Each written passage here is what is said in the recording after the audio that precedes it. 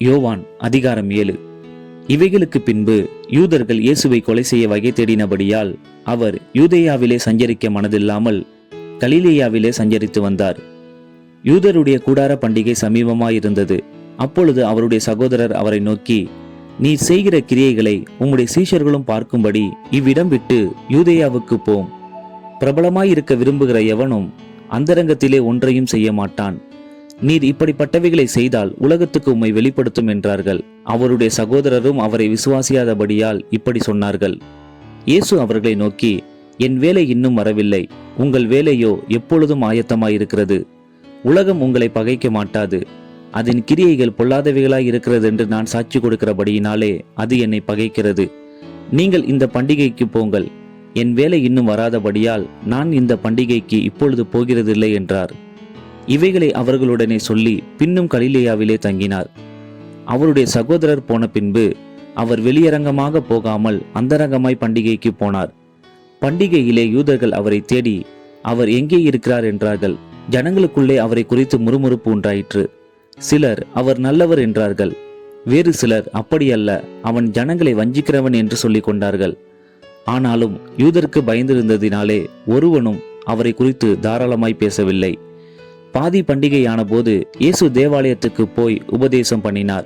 அப்பொழுது யூதர்கள் இவர் கல்லாதவராயிருந்தும் வேத எழுத்துக்களை எப்படி அறிந்திருக்கிறார் என்று ஆச்சரியப்பட்டார்கள்.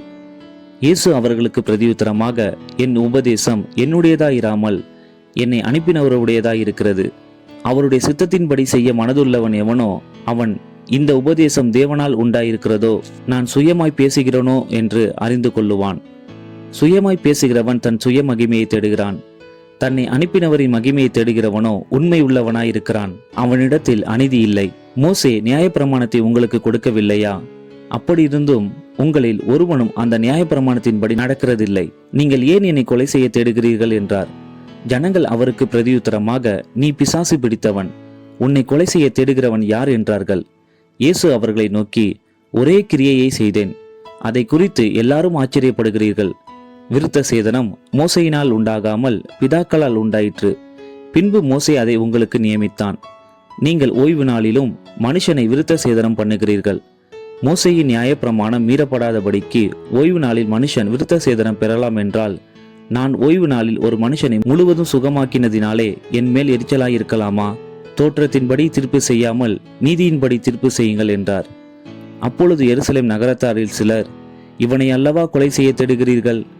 இதோ இவன் தாராளமாய் பேசுகிறானே, ஒருவரும் இவனுக்கு ஒன்றும் சொல்லுகிறதில்லையே. மெய்யாய் இவன் கிறிஸ்துதான் என்று அதிகாரிகள் நிச்சயமாக அறிந்திருக்கிறார்களோ? இவன் இன்ன இடத்திலிருந்து வந்தவன் என்று நாம் அறிந்திருக்கிறோம். கிறிஸ்து வரும்போதோ அவர் இன்ன இடத்திலிருந்து வருகிறவர் என்று ஒருவனும் அறிய மாட்டானே என்றார்கள். அப்பொழுது இயேசு தேவாலயத்தில் உபதேசிக்கையில் சத்தமிட்டு, நீங்கள் என்னை அறிவீர்கள், நான் எங்கே இருந்து வந்தவன் என்றும் அறிவீர்கள். நான் என் சுயமாய் வரவில்லை, என்னை அனுப்பினவர் சத்தியமுள்ளவர், அவரை நீங்கள் அறியாதிருக்கிறீர்கள். நான் அவரால் வந்திருக்கிறபடியினாலும் அவர் என்னை அனுப்பியிருக்கிறபடியினாலும் நானே அவரை அறிந்திருக்கிறேன் என்றார். அப்பொழுது அவரை பிடிக்க வகை தேடினார்கள். ஆனாலும் அவருடைய வேலை இன்னும் வராதபடியினால் ஒருவனும் அவர் மேல் கை போடவில்லை. ஜனங்களில் அநேகர் அவரை விசுவாசித்து, கிறிஸ்து வரும்போது இவர் செய்கிற அற்புதங்களை பார்க்கிலும் அதிகமாக செய்வாரோ என்றார்கள். ஜனங்கள் அவரை குறித்து இப்படி முறுமுறுக்கிறதை பரிசேயர் கேட்டபொழுது அவரை பிடித்து கொண்டு வரும்படிக்கு பரிசேயரும் பிரதான ஆசாரியரும் சேவகரை அனுப்பினார்கள். அப்பொழுது இயேசு அவர்களை நோக்கி, இன்னும் கொஞ்ச காலம் நான் உங்களுடனே கூட இருந்து பின்பு என்னை அனுப்பினவரிடத்திற்கு போகிறேன். நீங்கள் என்னை தேடுவீர்கள், ஆனாலும் என்னை காண மாட்டீர்கள். நான் இருக்கும் இடத்திற்கு நீங்கள் வரவும் கூடாது என்றார். அப்பொழுது யூதர்கள், இவரை நாம் காணாதபடிக்கு எங்கே போவார்? கிரேக்கருக்குள்ளே சிதறி இருக்கிறவர்களிடத்திற்கு போய் கிரேக்கருக்கு உபதேசம் பண்ணுவாரோ? நீங்கள் என்னை தேடுவீர்கள், ஆனாலும் என்னை காண மாட்டீர்கள் என்றும், நான் இருக்கும் இடத்துக்கு நீங்கள் வரக்கூடாது என்றும் இவர் சொன்ன வார்த்தையின் கருத்து என்னவென்று தங்களுக்குள்ளே சொல்லிக் கொண்டார்கள். பண்டிகையின் கடைசி நாளாகிய பிரதான நாளிலே இயேசு நின்று சத்தமிட்டு, ஒருவன் தாகமாயிருந்தால் என்னிடத்தில் வந்து பானம் பண்ண கடவன்.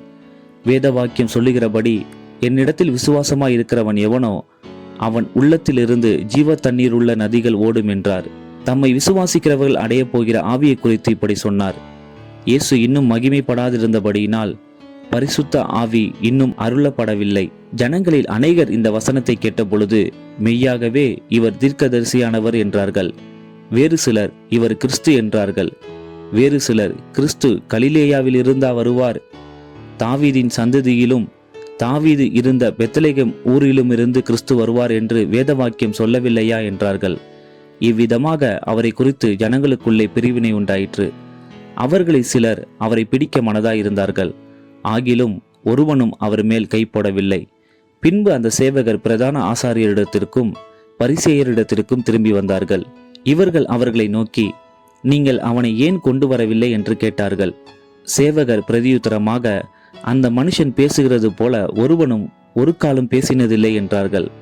அப்பொழுது பரிசேயர், நீங்களும் வஞ்சிக்கப்பட்டீர்களா? அதிகாரிகளிலாவது பரிசேயரிலாவது யாதாம் ஒருவர் அவரை விசுவாசித்ததுண்டா? வேதத்தை அறியாதவர்களாகிய இந்த ஜனங்கள் சபிக்கப்பட்டவர்கள் என்றார்கள். ராத்திரியிலே அவரிடத்திற்கு வந்தவனும் அவர்களில் ஒருவனுமாகிய நிக்கோதேமு என்பவன் அவர்களை நோக்கி, ஒரு மனுஷன் சொல்லுவதை கேட்டு அவன் செய்கைகளை அறிகிறதற்கு முன்னே அவனை ஆக்கினைக்குட்படுத்தலாம் என்று நம்முடைய நியாயப்பிரமாணம் சொல்லுகிறதா என்றான். அதற்கு அவர்கள், நீரும் கலிலேயனோ? கலிலேயாவிலிருந்து ஒரு தீர்க்கதரிசியும் எழும்புகிறதில்லை என்பதை ஆராய்ந்து பாரும் என்றார்கள். பின்பு அவரவர் தங்கள் தங்கள் வீட்டுக்கு போனார்கள்.